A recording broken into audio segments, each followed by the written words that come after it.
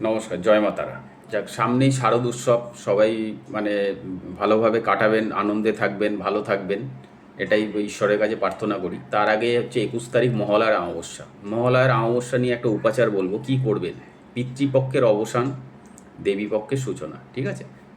তো মহালয়ার দিন কি করবেন, আপনার সামর্থ্য অনুযায়ী আপনার বাড়ির আশেপাশে সে দুস্থ বাচ্চা হোক, মহিলা হোক, ঠিক আছে, এরকম যে কোনো একজনকে একটা নতুন বস্ত্র দোকান থেকে কিনে নিয়ে এসে তাকে দান করবেন, ঠিক আছে। নতুন বস্ত্র, হ্যাঁ। আর একটা জিনিস বিষয়টা বলে দিই, বস্ত্রটা এরকমই বস্ত্র দান করবেন যেই বস্ত্রটা মানে ধরুন আপনি যেই কোয়ালিটির জামা কাপড় পরেন, সচরাচর সবসময় ব্যবহার করেন, যেই কোয়ালিটির জামা, চেষ্টা করবেন সেই কোয়ালিটির থেকে ভালো কোয়ালিটির জামা প্যান্ট ওই জাতিটাকে দান করার জন্য করে দেখুন। 100% গ্যারান্টি দিয়ে বলছি, আপনার জীবনে সুসময় আসতে বাধ্য, ঠিক আছে।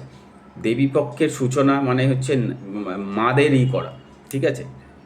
কেন, মা দুর্গা আসছে পিতৃপক্ষের অবসান ঘটিয়ে দেবীপক্ষের সূচনা করে, তো অতএব সেই কারণেই কোনো নারী সেটা যে কোনো রকম বয়সেরই হতে পারে, যে কোনো বয়সেরই, হ্যাঁ, একটা নতুন বস্ত্র তাকে দান করবেন।